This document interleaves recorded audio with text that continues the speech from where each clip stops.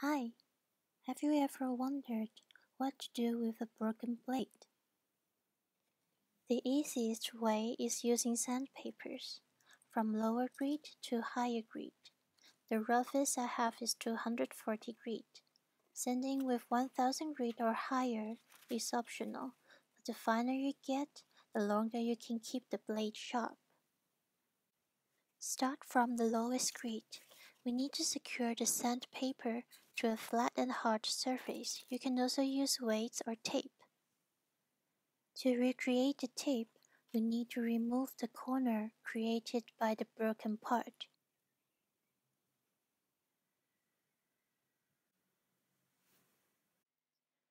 Hold the knife carefully and simply sand that corner away by rubbing it on the sandpaper. Be very cautious when pressing the knife.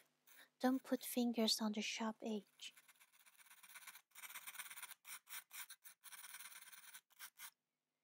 I want to make a small curved edge on the back of the blade that could help me with carving details.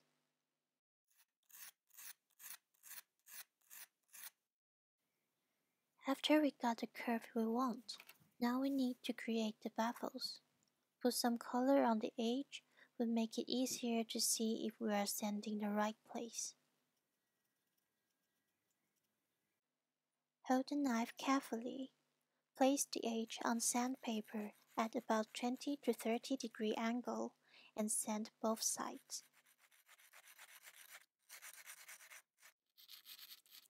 We need to check the angle often during sanding. Make sure the two bevels meet at the middle of the spine and create an apex.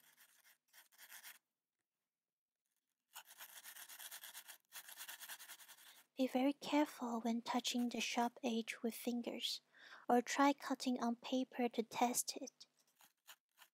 When we find the apex and the edge is roughly sharpened, the blade should be able to cut through papers easily.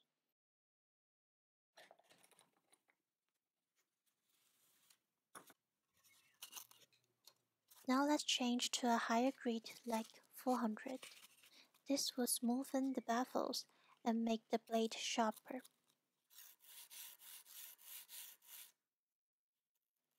Repeat the same process until we can feel the barb coming out from the edge.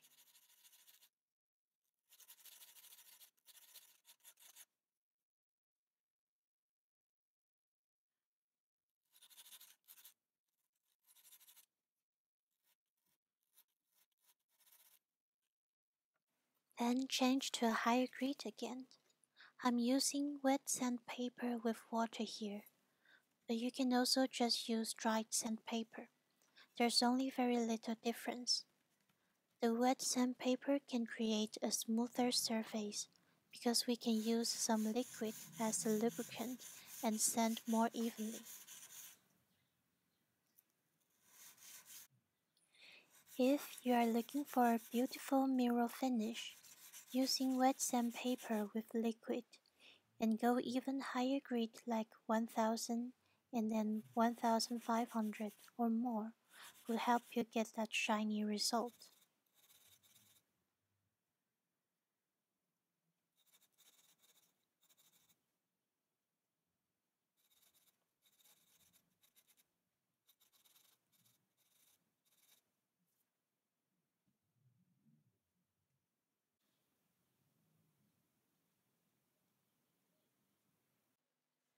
Now this is 1000 grit.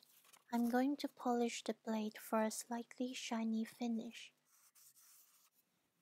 It's not just for a pretty look. I like to sharpen it as much as I can at one time and hope it will stay sharp for a longer time because I'm lazy. Sharpening with 1000 grit is quite enough for detailed carving on avocado seeds. If you are carving harder materials like wood, sharpening with higher grit might be needed.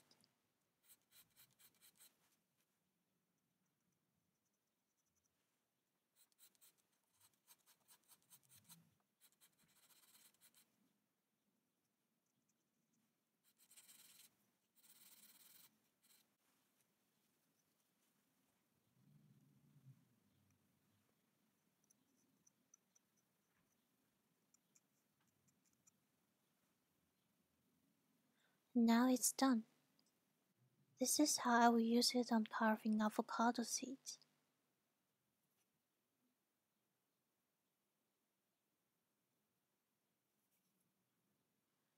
I haven't changed the blade since I've sharpened the first one years ago. This little curved blade have been helping me with carving lots of details like this. The blade is really good at getting into narrow gaps and flattening the backgrounds among objects.